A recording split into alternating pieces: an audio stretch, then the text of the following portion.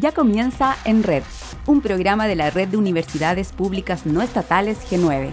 Innovación, academia, investigación, docencia, extensión cultural. Todo desde una mirada en red.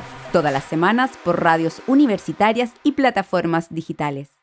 Sean bienvenidos una vez más a un nuevo capítulo de nuestro programa En Red, un espacio de la Red de Universidades Públicas No Estatales G9. Somos Carolina Cortés de la Universidad Católica del Norte y Enrique Ormazábal de la Universidad Católica del Maule, y les acompañaremos junto a los invitados e invitadas con los que conversaremos en esta nueva emisión del programa En Red. Además, como cada edición, les compartiremos las noticias más relevantes de las universidades de la red. Sí, en esta oportunidad conversaremos de los posgrados junto a nuestros invitados. Les recordamos que nos pueden escuchar semanalmente por las radios de las universidades G9 y contarles que ya estamos en Spotify y también nos ven por los canales de YouTube de la red. Aprovechamos de agradecer a los canales de televisión de nuestras universidades por la cual transmitimos nuestro programa en red. Las universidades públicas G9 estamos presentes en 11 regiones y en 20 ciudades de todo el país. Al 2022, la matrícula total de pregrado de nuestras universidades fue de 161.400 estudiantes y contamos con más de 12.000 estudiantes matriculados en posgrado, lo que representa el 42% del estudiantado de las universidades del Consejo de Rectoras y Rectores. Al 2021, el 74% de los estudiantes matriculados en nuestras universidades provenían de educación particular subvencionada y municipal. Más de 81.000 de nuestras alumnas y alumnos estudiaron con gratuidad el 2021 y acogimos al 47% de estudiantes del programa de acceso a la educación superior PASE. Representamos el 15% del total de las universidades del país y generamos el 45% de la productividad científica nacional. De las patentes nacionales concedidas a universidades chilenas, el 59,5% corresponde a universidades de la red G9. Contamos con más de 120 centros de investigación y al 2022 desarrollamos 2.450 proyectos científicos y publicamos más de 17.000 artículos en revistas indexadas.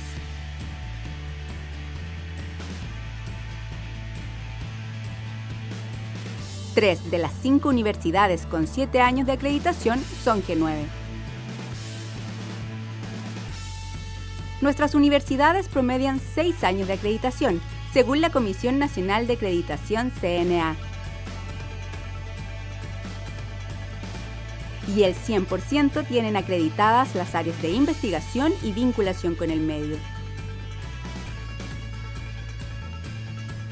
Somos universidades de servicio público, de excelencia, de innovación. Somos Universidades G9.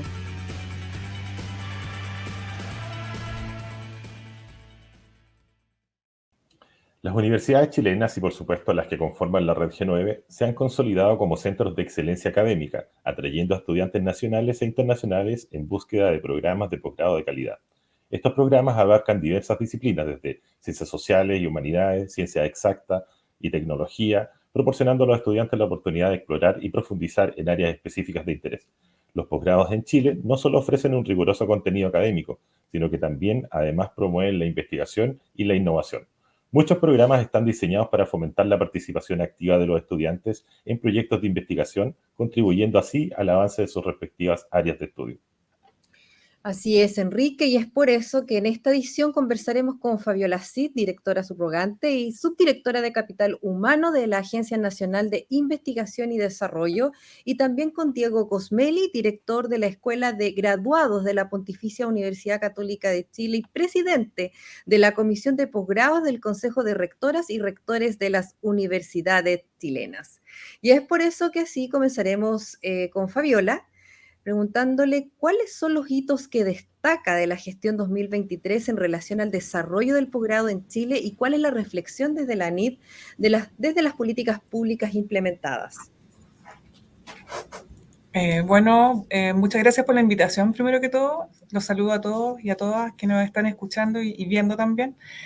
Para la agencia ha sido muy importante el año 2023. Hemos instalado ya una parrilla programática, como se dice, de muchos concursos y de aquellos que están siendo también muy importantes para financiar ciertas brechas que no habían sido tomadas anteriormente.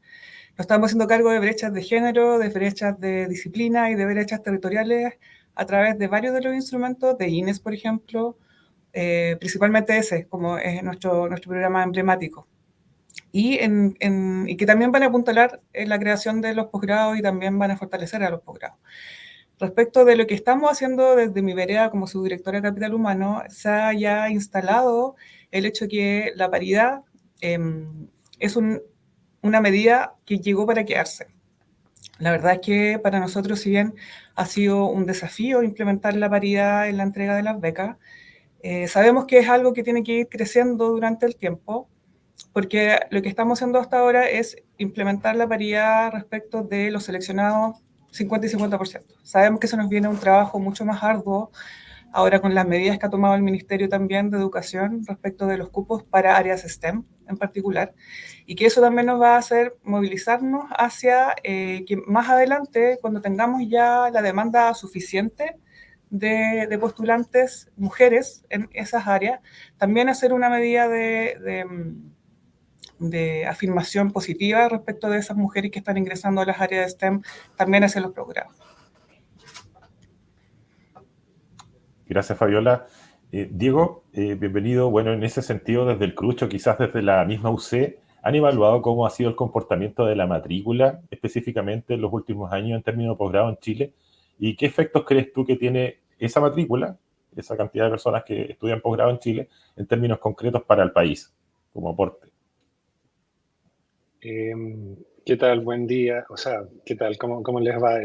Quería también aprovechar de saludar a la gente que nos escucha y que nos ve, y agradecer también al G9 por esta instancia que es tan importante para poder conversar sobre este tema que es vital. Nosotros, yo creo que evaluamos en general la matrícula del posgrado como algo que amerita una atención en este momento. Nosotros tenemos una matrícula que ha crecido en el último tiempo, si bien el último año del 2022 al 2023 hubo una baja en la matrícula que pasó de 54.000 y tantos alumnos a 52.000 y tantos alumnos. Eso fue llevado fundamentalmente por una baja a nivel de los magísteres. A nivel de los doctorados ha habido un ligero aumento, un 3% en el último año, y si miramos un poquito desde el 2018 a la fecha, estamos hablando de un aumento del orden del 15% en la matrícula del posgrado. Eso es bien interesante porque muestra que hay un interés por parte de las personas de especializarse y de continuar sus estudios. Y por otra parte, eso también es consistente con el número de programas que existen acreditados. También ha venido aumentando desde el 2017, que teníamos un poquito menos de 300 magíster acreditados, a más de 380 el año pasado, y doctorados que pasaron de poco más de 170 a más de 260 en el mismo periodo. Entonces, eso muestra que la oferta también de formación de posgrado ha ido aumentando. Ahora, ¿qué es lo que pasa? Que eso, en principio, uno dice, es una buena noticia. Y yo, por cierto, que estoy de acuerdo que es así. Pero tiene que ir acompañado de políticas que estén orientadas también a fomentar esa matrícula a través de inversión tanto estatal como privada en la formación avanzada de personas. Nosotros estamos muy al debe todavía en términos de cantidad que graduamos. Nosotros tenemos menos de un 3% de la población entre 25 y 64 años que cuenta con magíster y doctorado. El promedio de la OCDE es del 15%, y países que tienen más del 25%, y no son países tan sofisticados, o sea, tan emblemáticamente desarrollados como puede ser, por ejemplo, el caso de Polonia.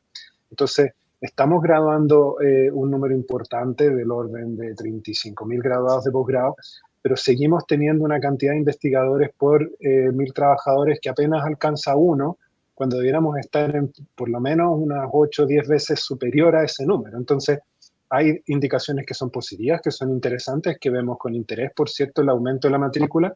Hay algunas indicaciones que vemos con un poco más de preocupación, como son, por ejemplo, todavía la falta de investigadores en términos de la cantidad de trabajadores que tenemos, y por otra parte, la necesidad de articular políticas de financiamiento de esa matrícula de posgrado, incorporando tanto aportes estatales claros, decididos en esa dirección, pero también articulándolo con incentivos para que la sociedad civil, pero también el sector productivo, pueda invertir en la formación de capital humano avanzado, que es tan necesario para avanzar hacia el desarrollo pleno.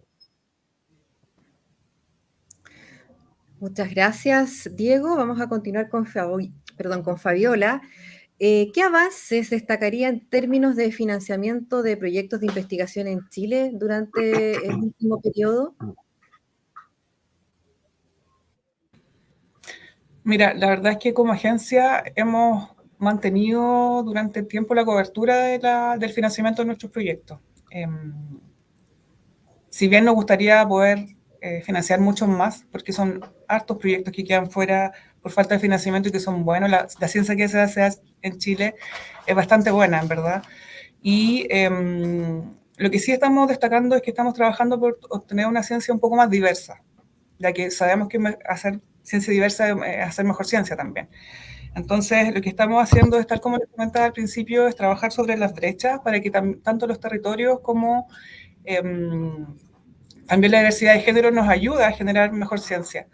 En ese sentido, la agencia ha estado en estos últimos años empujando ese tipo de iniciativas.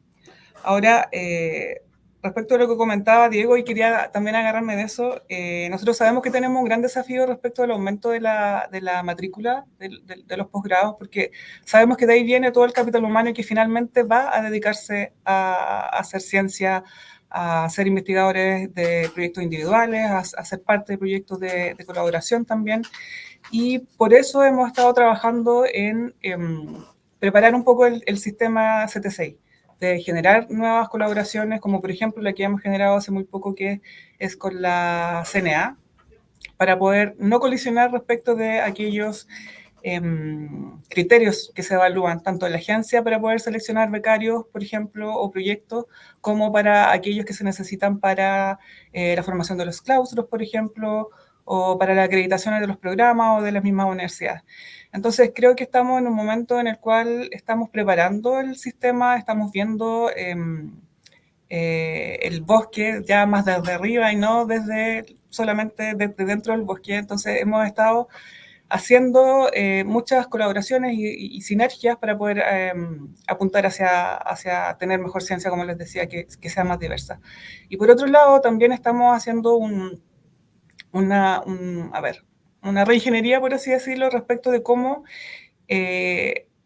atraemos al mundo privado, a la empresa, a la industria, a que puedan también invertir en ciencia. De hecho, Diego tiene un ejemplo súper bueno, que es el primer doctorado acreditado que está enfocado con la industria y que nosotros vamos a tratar también de que esas personas que vayan a hacer esos doctorados puedan tener también una beca y puedan también insertarse posteriormente con nuestros instrumentos de inserción en la industria y tesis en la industria.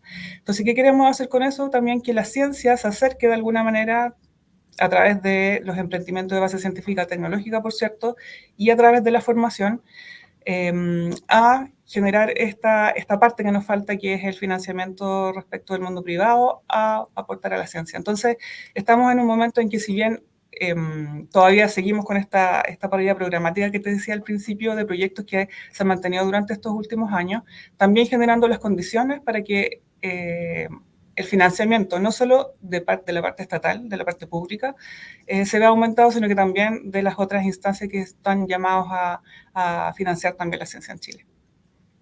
Gracias, Fabiola. Interesante esa acción, ¿cierto?, de vinculación y generar estas sinergias positivas que potencian el sistema de educación superior y específicamente en el posgrado. Diego, bueno, te dieron el pase ahí, ¿cierto?, respecto a este doctorado. No sé si nos puedes comentar algo, pero junto con eso, también preguntarte si es que existe la preocupación por el aseguramiento de la calidad. Tú algo nos adelantabas algunas cifras, ¿cierto?, de los programas de posgrado en las universidades chilenas, y cómo también han enfrentado estos nuevos estándares que propone la CNA. Sabemos que los va como actualizando, ¿cierto?, en función de lo que el entorno demanda, pero ¿cómo ves tú que se han desarrollado estas materias últimamente? Sí, gracias. Efectivamente, bueno, son dos preguntas un poquito diferentes. El tema de la vinculación del desarrollo de formación de capital humano avanzado con la industria es muy importante, ¿no? Nosotros tenemos ahí una apuesta como Universidad Católica muy decidida. Ya desde el año 2020 implementamos un programa de doctorado con la industria, que es vinculado con la industria, en la cual los estudiantes desarrollan la mitad de sus tesis insertos en el sector productivo, puede ser público o privado, ¿eh? Tenemos con instituciones que van desde juntas de vigilancia, desde Servicio de Salud Metropolitano, hasta empresas como Conchitoro. Entonces hay una diversidad bastante amplia en la cual los estudiantes desarrollan parte de su formación insertos en el sector productivo o en la sociedad civil. Y eso implica que se generan también cierto tipo de competencias en esa persona que después debieran apuntar a facilitar su inserción en ese sector, además de la inserción en la academia que siempre se requiere. Entonces, ese es un programa muy importante. Nosotros lo tenemos ya acreditado, estamos ahora en proceso de reacreditación. Recientemente teníamos ese programa que originalmente era de ingeniería y tecnología, ahora pasó a ser de ingeniería y ciencias con la industria, se amplió, incluye a 6 facultades en la universidad, tiene un claustro de académicos bastante numeroso en diversas líneas de investigación que abordan una diversidad de problemáticas propias del sector productivo, desde temas que tienen que ver con datos, información, sistemas, energía, sustentabilidad o, por ejemplo, sistemas biológicos aplicados. Entonces, una diversidad bastante amplia. Este tipo de programas, la experiencia internacional muestra que tienden, cuando se instalan efectivamente y se logra el cambio cultural que se requiere también por parte del sector productivo y de la industria de acoger este tipo de formación conjunta, logran hacer impulsos interesantes a nivel de los países en términos de innovación y desarrollo, de la generación de patentes, de la transferencia de conocimiento, porque están precisamente articulados el proceso formativo, el proceso de investigación y luego el proceso de inserción, que es un poco el ciclo que queremos lograr. Entonces, para nosotros es una apuesta estratégica muy importante y nos parece fundamental hacer una inversión ahí bien dedicada. Entonces, todos los instrumentos que estén orientados a fortalecer el financiamiento de la formación articulada con el sector productivo, tanto público como privado, y la posterior inserción son bienvenidos y requieren evidentemente de un impulso, porque este es un tema que se está discutiendo en el CRUCH, se está discutiendo en otras instancias universitarias importantes, como CINDA, por ejemplo, y son temas que van a ir creciendo. Hay distintas universidades que ya están generando otros programas de esta naturaleza, por lo tanto es algo que va a generar también una presión importante a nivel de los mecanismos de financiamiento respectivos y que requieren, por lo tanto, acogerse si es que nos damos cuenta que efectivamente esa es una oportunidad estratégica que tenemos como país. Entonces, eso con respecto al doctorado con la industria. Respecto a los temas de la acreditación, es fundamental. El cambio que hubo en los criterios de acreditación reciente, en los últimos años, porque ha sido un proceso relativamente extendido que implicó consulta con las universidades. Nosotros como CRUCH participamos muy activamente en esa consulta en todos los criterios, tanto institucionales como de posgrado, como de especialidades médicas, como de las distintas instancias que deben ser acreditadas. Y creemos que hubo una buena acogida de parte de CNA de muchas de las recomendaciones que nosotros hicimos a lo que inicialmente fueron la primera propuesta de criterios y estándares, y la nueva fórmula que está ya en vigencia desde octubre del año pasado acoge y recoge muchas de esas recomendaciones. ¿Cuál es la lógica? En términos muy generales, hay una cierta cantidad de dimensiones que deben ser, que dependen si es de institucional o si es de posgrado, o si es de especialidad médica o si es de distinta naturaleza, pero dentro de esas dimensiones existen ciertos criterios y todos los criterios funcionan con una lógica de 3 niveles. Un nivel que implica la existencia de mecanismos de regulación, un segundo nivel que implica su aplicación sistemática y un tercer nivel donde esa aplicación sistemática retroalimenta la mejora continua de esos mismos mecanismos de aseguramiento de la calidad internos de las instituciones. Y nos parece que eso es una lógica interesante. Todavía no podemos ver cómo está funcionando directamente porque están los primeros programas recién empezando a ingresar con esos nuevos criterios, pero nos parece interesante, es una lógica un poquito más holística, hay una mirada un poquito más articulada de las distintas posibilidades de formación. Creo que se abren algunos espacios a la innovación curricular, que sigue siendo un desafío, yo creo, en términos de la relación entre instituciones de educación superior y el ente regulador, y por cierto, entre los entes financistas, porque que financian la formación. Pero de todas maneras parecen ser criterios que están mejor orientados que lo que fue en su primera versión, y que, por ejemplo, en el caso del doctorado en la industria, para vincularlo con la pregunta previa, establecen criterios que son consistentes con claustro que, por ejemplo, tengan dedicación parcial a vincularse con el sector productivo. Eso es algo que antes era un poquito menos natural, ahora eso está más articulado, permite una mejor representación y una mejor participación de dichos claustros, y yo creo que eso es algo que se agradece. Creo también que es muy importante destacar la apertura que ha tenido CNA en el último tiempo a una conversación continua, activa con todos los actores del sistema de educación superior. Hemos abierto espacios de conversación, espacios de discusión, espacios de capacitación sobre los nuevos criterios, y creo que ese canal directo, esa posibilidad de conversar tanto con ANID como con CNA, con la institución de educación superior de manera fluida, continua, sistemática y de manera colaborativa, es finalmente lo que necesitamos para que el sistema funcione en su conjunto. Entonces, yo creo que eso es algo que vale la pena destacar en esta instancia y que se acopla un poco a la entrada en vigencia de estos nuevos criterios, y que nosotros miramos con ojo como muy atento de cómo se va a ir desarrollando. Muchas gracias, Diego. Vamos a continuar con Fabiola. Y con respecto a los programas de la NIT, en la línea de colaborar con el desarrollo de la ciencia, tecnología e innovación, ¿cómo se proyectan para este nuevo año 2024? Mira, por lo pronto pudimos asegurar en la discusión presupuestaria mantener la misma oferta de concursos, dado que la agencia es la entidad ejecutora del ministerio, la misma cantidad de concursos que teníamos para el año 2023. Eso fue un logro presupuestario ahí bien importante para nosotros. Y al mismo tiempo vamos a reabrir convocatorias que no habían estado abiertas el año pasado, como por ejemplo los proyectos de inserción en la academia, inserción en el sector productivo y tesis en el sector productivo. Así que por ese lado también estamos dando respuesta a las necesidades que, tal como comentaba Diego, se nos hacen respecto de darle continuidad y, en el fondo, generar mayor capital humano avanzado para que se vayan a integrar a las distintas áreas del conocimiento. Y por sobre todo lo que estamos trabajando mucho es en cuanto a investigación aplicada. Para la agencia, la incorporación de dos grandes, ¿cómo decirlo?, iniciativas emblemáticas, como era la iniciativa Milenio, por un lado, a la agencia, y también la Gerencia de Capacidades Tecnológicas, creo que se llama, desde Corfo hacia la agencia, ha sido un gran desafío que hemos implementado desde 2022, ya sin pandemia, un poquito más libre, y incorporar ese tipo de mirada de manera más holística, tal como decía Diego, para poder entender también en el sistema CTCI en el cual estamos actualmente, ha sido muy, muy provechoso, porque hemos tenido la forma de poder enfrentar las problemáticas y los nuevos instrumentos de manera que lo hemos ido mejorando. Inserción en el sector productivo, por ejemplo, ahora viene con cambios, viene mucho más flexible, viene un poco entendiendo mejor la mirada que tienen desde la industria y desde el sector productivo. Y era una mirada que no teníamos antes como CONICYT, por decirlo de alguna manera. Entonces, todos estos cambios y más bien la oferta programática que tenemos para este año, si bien es la replicada del año 2023, viene con mejoras y viene también entendiendo mucho mejor al usuario. Entonces, eso es lo que podría contarles como primicia. Gracias, Fabiola. Gracias, Fabiola. Sí, sin duda vamos a estar súper pendientes a las fechas de cada convocatoria.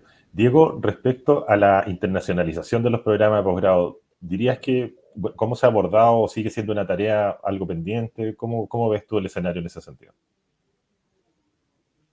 Súper interesante esa pregunta. Yo creo que ahí tenemos un espacio de desarrollo. Evidentemente la pandemia aquí nos impactó muy fuertemente, en el sentido de que muchos estudiantes vieron imposibilitado como sus opciones de internacionalización en términos de, por ejemplo, acceder a estadías, a pasantías, a cotutelas, porque efectivamente las universidades estaban en muchos casos cerradas y no aceptaban. Desde ANID yo participo junto con Fabiola en el Comité Técnico Asesor que ve los fallos de los financiamientos de becas, beneficios complementarios de posgrado. Y uno de los focos que se tomó durante la pandemia era realmente tratar de que nuestros estudiantes en Chile pudieran terminar sus estudios. Y eso iba en desmedro un poco del financiamiento de las opciones de internacionalización. Ahora que hemos salido ya de esa situación, hemos tomado también, y esto es ejemplo de esa conversación virtuosa, hemos tomado como el foco en retomar los procesos de internacionalización, facilitar, por ejemplo, mayor número de cotutelas que logran doble grado de estudiantes nuestros con instituciones de mucho prestigio internacional, o también la realización de pasantías, que son súper importantes para el desarrollo de las investigaciones, que permite también como acceder a otros laboratorios, a otros equipos de investigación y creación, que le dan impulso importante y además abren la mente de los estudiantes porque acceden a otras culturas, a otras formas también de relacionarse, a otro idioma, y que les potencia efectivamente su formación. Entonces eso ha ido ahora volviendo a recuperarse. Yo creo que lo vemos nosotros en nuestros concursos internos también. Nuevamente los estudiantes están volviendo a salir. Eso se agradece. Y creo que es un espacio que todavía requiere un fortalecimiento importante y que debiéramos todavía proteger. Ahora, dicho lo anterior, hay un espacio muy interesante de oportunidad de lo que se conoce como internacionalización en casa. Esencialmente, la lógica de la internacionalización en casa es cómo nosotros traemos un concepto, una experiencia, una capacidad internacional a nuestros propios campus, a nuestras propias instituciones. Eso se puede hacer a través de alianzas con las distintas contrapartes en otros países, a través de semanas culturales, a través de políticas de interculturalidad, a través de políticas de acogida de estudiantes internacionales y a través de políticas, por ejemplo, de idioma o de diversidad, que permiten que los estudiantes en Chile tengan acceso a una experiencia internacional también en los campus nuestro. Nosotros en la Universidad Católica ya hace un par de años instalamos una vicerrectoría de Asuntos Internacionales.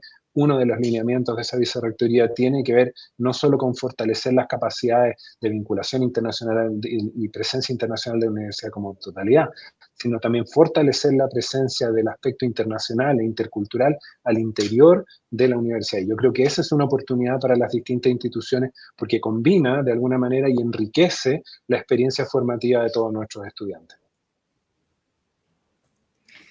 Muchas gracias, Diego. Muchas gracias, Fabiola. Ya vamos terminando esta entrevista interesante sobre los programas de posgrado.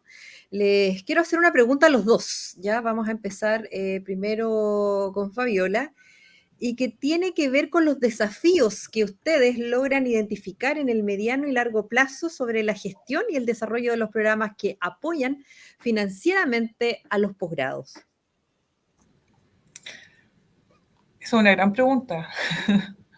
Una gran pregunta porque además nosotros lo que hemos estado identificando es que tenemos, y en el fondo también como cumplimiento también de parte del programa de gobierno que tenemos para cumplir, que tiene que ver con la mejora de las condiciones laborales o de las condiciones más bien de trabajo que tienen los investigadores en ciencia, tenemos un desafío de súper mediano plazo que tiene que ver con cómo identificar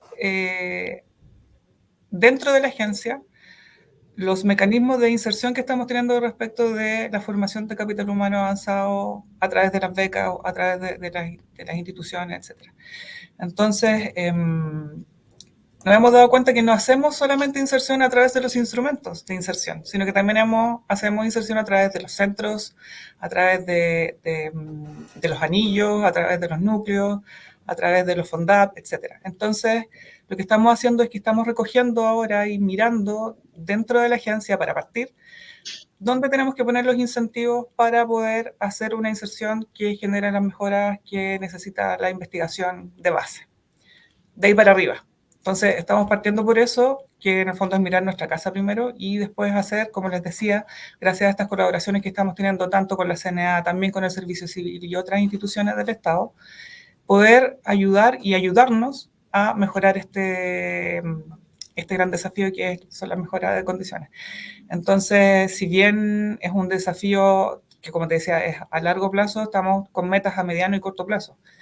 Así que eso también se viene como algo importante, tanto como lo que les comentaba adelante, que era el tema de disminuir las brechas de territorio, género y de disciplina. Y sobre todo, como les dije también, tomar este gran no desafío, sino que esta gran rama del sistema de ciencia, tecnología, conocimiento e innovación que no la teníamos antes como CONICYT, que tiene que ver con la relación con la industria y con todo lo que son las empresas de base científica, tecnológica y la investigación más aplicada. Verlo en el fondo con el mismo peso que tiene, por ejemplo, ahora la formación de capital humano avanzado. Diego, la misma pregunta. Sí, bueno, obviamente es una pregunta súper grande y súper importante, como bien dice Fabiola. Yo diría que yo identificaría como tres aspectos fundamentalmente. Dos que están muy relacionados en sí. Uno es que efectivamente hay que mirar el financiamiento de la formación avanzada de una forma articulada, tanto por así decirlo, verticalmente como transversalmente, ¿no? En términos verticales, en la progresión del ciclo, ¿cierto? Desde la captación del capital humano, su formación, la formación avanzada y la inserción, y transversalmente en términos de cómo se articula con otros instrumentos, ¿no? Con otros instrumentos que tienen que ver con incentivos a nivel del sector productivo o sector de la sociedad civil u otros espacios tanto del sistema educacional como del sistema económico, del medio ambiente, cultural, etcétera, que es más de orden transversal. Yo creo que ahí hay un tema como que es relevante, cómo lo hacemos de manera integrada. Y eso se articula con el segundo nivel, que es cuál es el modelo de financiamiento avanzado que tenemos. Y eso creo que amerita una conversación urgente, porque efectivamente históricamente lo que hemos mantenido es una lógica de dar becas de doctorado, dar becas de magíster, ¿cierto? Tener algunos apoyos para la inserción, pero probablemente es tiempo ya de mirar ese modelo de becas o ese modelo de financiamiento con otros ojos a la luz de la experiencia internacional. Nosotros tenemos un modelo que está orientado por así decirlo, al interés de la persona que es financiada para desarrollar sus estudios. Hay otras posibilidades de modelo donde uno podría, por ejemplo, financiar específicamente áreas y que sean las instituciones las que seleccionan a las personas en base a su capacidad de formar en esas áreas, ¿no? Y eso podría ser una figura que de hecho se utiliza en algunos países como en el Reino Unido bajo una lógica un poco distinta. Entonces, ¿cómo combinamos y cómo generamos un modelo que sea más acorde al momento actual? Creo que ahí es súper relevante. Y tercero, yo sé que esto puede ser un poquito como repetitivo, pero la cantidad de financiamiento que se destina a las becas de posgrado todavía es insuficiente y se ha mantenido bastante constante en el último rato, a pesar de que han ido aumentando los programas de doctorado y de magíster que están acreditados, a pesar de que la misma agencia también promueve, y me parece súper bien que lo haga, la acreditación de nuevos programas. Pero entonces tiene que ir eso acompañado de una inversión correlativa que permita acoger el aumento de la matrícula y efectivamente lograr una mayor cantidad de investigadores e investigadoras disponibles para el desarrollo económico, social, cultural del país. Entonces, creo que eso diría son los tres niveles, ¿no? Por un lado, la articulación vertical y transversal, un modelo a lo mejor más acorde al momento actual y un financiamiento sustantivo, una apuesta de largo plazo en la formación de capital humano avanzado, porque se sabe que ese es uno de los grandes motores del desarrollo económico, cultural y social de los países. Si me permiten, Enrique, Carolina, sí, comentar también, ya que Diego lo comentó, nosotros estamos revisando la normativa de becas, de entrega de becas, que tal como lo dice Diego, tiene más de 15 años ya. Entonces, entendemos que no está obsoleta, pero sí necesita una actualización y como ministerio y agencia estamos trabajando en eso, así que durante el año seguramente van a haber noticias al respecto. Muchas gracias, Fabiola. Muchas gracias, Diego, por esta interesante entrevista. Nos reencontramos luego de una pausa para seguir conectados en red. Vive la experiencia de estudiar en el sur, en la Universidad Austral de Chile. 64 carreras en Valdivia, Osorno y Puerto Montt. Adscrita a la gratuidad, con más del 84% de docentes con posgrado, investigación de primer nivel nacional e internacional, 69 años de presencia en el sur de Chile, acreditada por 6 años en todas sus áreas. Infórmate en UACH.cl. Vive la UACH, tu lugar. Quiero ser parte de los cambios positivos de la sociedad. Quiero crecer profesionalmente y expandir mis horizontes. Quiero ser parte de la solución, transformando los problemas en oportunidades.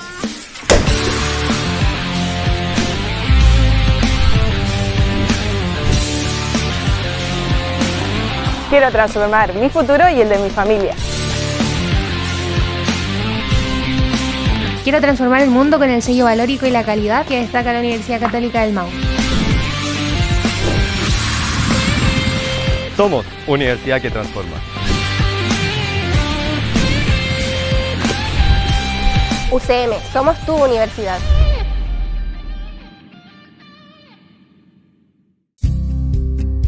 La PUCB está comprometida con el desarrollo sostenible.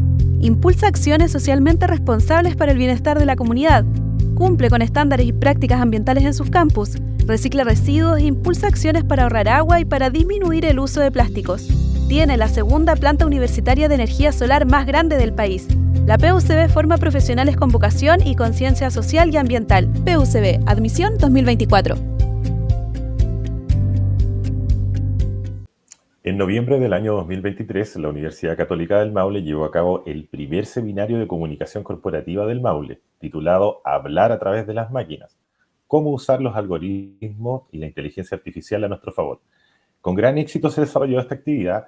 Este espacio de conversación con diversos panelistas logró entregar a la audiencia información relevante acerca de las diferentes posibilidades que entregan las nuevas tecnologías claves para una gestión altamente efectiva en el ámbito comunicacional. En esta actividad se planteó cómo en la comunicación corporativa ha ido tomando gran relevancia la incorporación de distintas herramientas como son las redes sociales, los medios digitales y ahora último, como sabemos, la inteligencia artificial. Para hablar sobre este tema nos acompaña esta jornada, ¿cierto? Orieta Bennett, quien es directora de comunicaciones de la Universidad Católica del Maule. Bienvenida, Orieta. Muchas gracias, Enrique. ¿Cómo estás? Súper. Gracias por acompañarnos. Orieta, para empezar, ¿cómo evalúan este primer seminario de comunicación corporativa en el Maule que realizaron recientemente en noviembre? Mira, quedamos muy contentos con la convocatoria que tuvo el seminario. En una región, siempre pongo contexto, la región del Maule tiene 1 millón de habitantes. Si bien tenemos 4 universidades fuertes acá, es 1 millón de habitantes, por lo tanto no somos muchos. Y en una sola jornada puedes reunir a 100 personas que están trabajando en comunicación corporativa en distintas instituciones, que no son solamente educación superior, sino que también de empresas, emprendimiento, agencias, y generar un ambiente y empezar a generar esta red de comunicación corporativa, porque si bien hay intereses que son propios de cada institución, en sí el trabajo de comunicación institucional tiene los mismos dolores generalmente. Y hoy en día estamos en un mundo donde está cada vez más hiperconectado. Tenemos una gran tema de canales, mucha gente generando contenido, y por lo tanto las instituciones tenemos la misión de salvaguardar el contenido que nosotros generamos, entregar confianza, entregar información fidedigna y cómo hacerlo para no quedar perdido en este mar de información que existe actualmente. Y por eso tuvimos 2 grandes invitados, que fue Tabita Moreno, de la Universidad de Concepción, y el autor del libro Hiperconectados, que también nos ayudó muchísimo a entregarnos luces de lo que se espera hoy en día con inteligencia artificial, redes sociales y nuevas formas de comunicación. Orieta, ¿y nos podrías comentar algunas de las temáticas principales que se abordaron en este encuentro y cómo se relacionan con las comunicaciones corporativas? Bien, la primera temática fue ver cuáles son las nuevas herramientas que tenemos hoy en día. Tabita Moreno, en ese sentido, empezó a hablar de cómo empezar a ver las herramientas que tenemos actualmente y cómo estas se pueden ir aplicando poco a poco en comunicación corporativa. Hay inteligencias artificiales que hoy en día pueden hacer, por ejemplo, la traducción simultánea de este programa a cualquier idioma y replicando nuestras voces. O sea, no es necesario entrenarse en un idioma distinto para poder generar otros contenidos y poder llegar a más público, quizás en otros países, en otros continentes. Y así, ir buscando estas herramientas que pueden ser un aporte en nuestro trabajo de comunicación institucional. Y por otro lado, Eduardo Arragada, que nos acompañó de la Universidad Católica, la Pontificia Universidad Católica, presentó su libro Hiperconectados.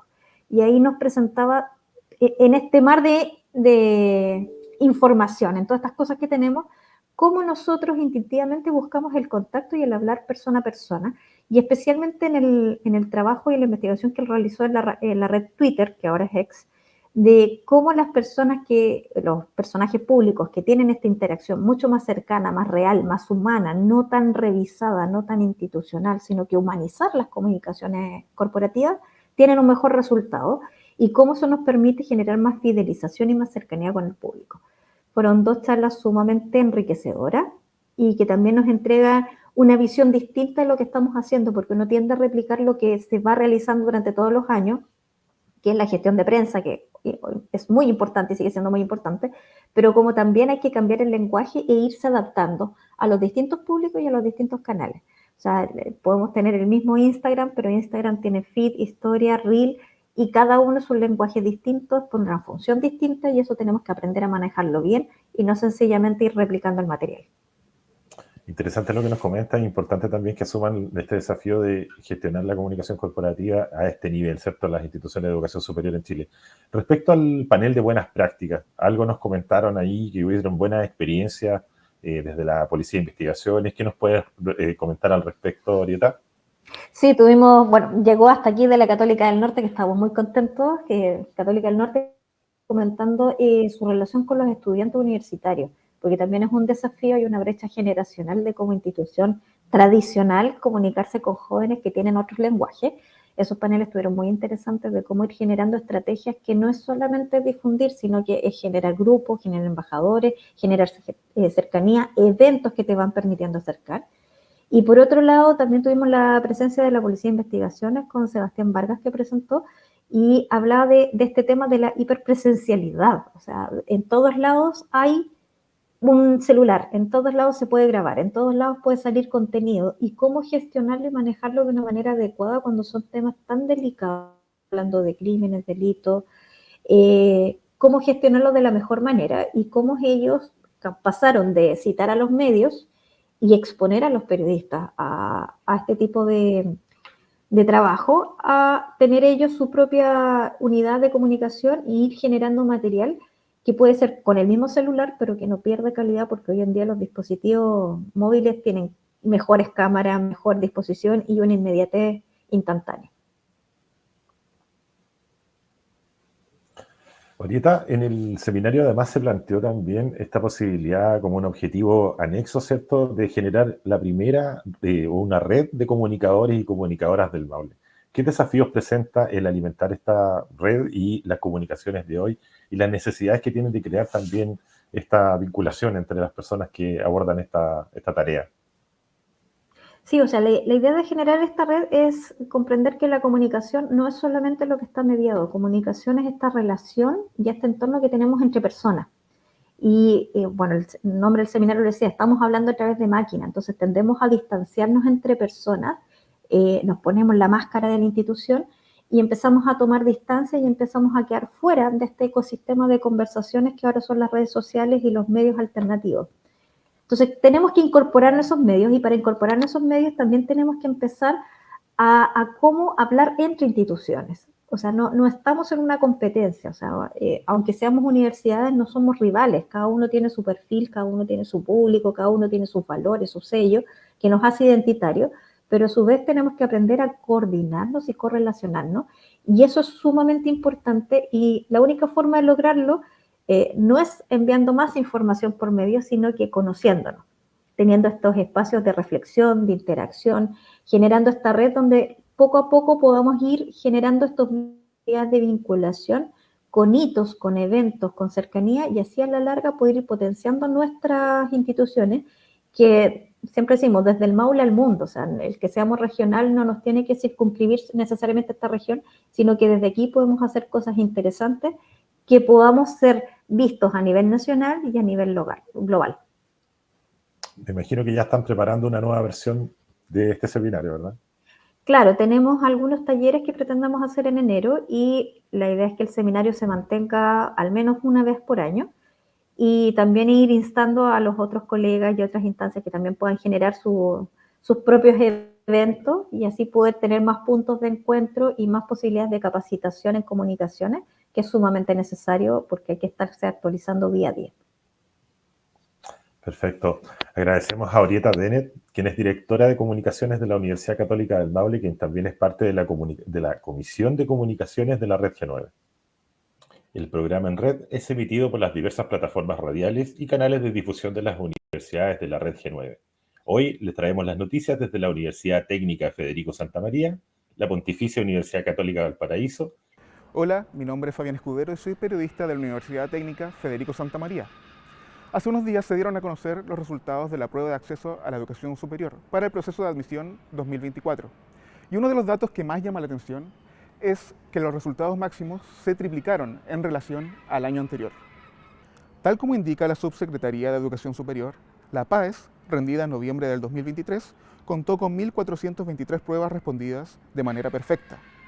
Un resultado que no deja de sorprender, considerando que también aumentó el número de estudiantes que rindieron el examen en un 3,9%. Pero, ¿qué significan estas cifras? ¿Cuáles son los desafíos que arrojan estos resultados para los futuros profesionales de nuestro país? Hablamos con María José Escobar, directora general de Vinculación con el Medio en la USM, para conocer su visión al respecto. Los resultados de las pruebas PAES nos ponen desafíos importantes que revelan ciertas asimetrías que existen en nuestro sistema educacional. Esto lo podemos evidenciar en la prueba M1 y sobre todo en la prueba M2. Como institución contamos con una herramienta computacional diseñada de forma interna que se llama SAT-E, que utiliza componentes de inteligencia artificial para poder generar alertas tempranas que nos permitan identificar a aquellos estudiantes que necesitan un acompañamiento personalizado de forma de poder nivelar sus competencias y que disfruten al máximo su experiencia dentro de nuestra institución.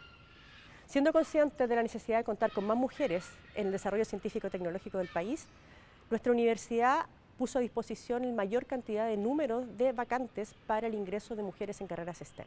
Contamos con 326 vacantes en 41 carreras, en las cuales esperamos capturar este talento femenino de manera de podamos desarrollar una ciencia y una tecnología más representativa, de mayor impacto y más integral. Si bien el futuro de la educación es un camino largo y arduo, también es un camino lleno de oportunidades. Oportunidades para que instituciones como la USM ayuden a cimentar las bases para quienes liderarán los procesos de cambio en nuestra sociedad. Recientemente se realizó la tradicional ceremonia de entrega de grado de doctor, donde 38 estudiantes recibieron sus certificados. Soy Camila Rojas, periodista de la PUCB. La Pontificia Universidad Católica de Valparaíso ha graduado a 717 doctores en diversos ámbitos del conocimiento, consolidándose como la casa de estudios que cuenta con más programas de doctorado en la región de Valparaíso, con un total de 20. En la ceremonia de graduación realizada en la Casa Central de la Universidad, el rector Nelson Vázquez expresó que están trabajando fuertemente para profundizar el ámbito internacional en el doctorado. Las universidades de excelencia tenemos un gran desafío en Chile, ampliar nuestro portafolio de doctorado e ir formando mayor capital humano con grado de doctor. A través de los programas de doctorado estamos generando conocimiento, estamos desarrollando capacidades en las personas para la sociedad. Rodrigo Lau se graduó como doctor en filosofía y destacó su paso por la PUCB, primero en el pregrado y ahora en el posgrado. La Católica Valparaíso tiene un sello altamente recomendable, es una universidad muy de casa, los profesores siempre están muy cercanos, ellos también son muy solidarios y cooperadores en el conocimiento que tienen, o sea, lo mencioné antes, se alinean con uno para que uno también pueda tomar su camino y eso habla de una generosidad que es el sello de la institución. Como novedad para 2024, la PUCB tendrá un nuevo programa de doctorado en educación que busca formar líderes que contribuyan al desarrollo de mejores políticas públicas. Somos Carolina Cortés de la Universidad Católica del Norte y Enrique Ormazábal de la Universidad Católica del Maule. Gracias por conectarse con la red de Universidades G9. Si quieren volver a escuchar o ver nuestros programas, pueden ingresar a la red g9.cl en internet o al canal de YouTube, ¿cierto? Universidades G9. Nos reencontramos la próxima semana. Finaliza En Red, espacio de conversación e información de educación superior nacional. Nos escuchas y ves semanalmente en radios universitarias y plataformas digitales de las universidades G9. Una invitación de la Red de Universidades Públicas No Estatales G9.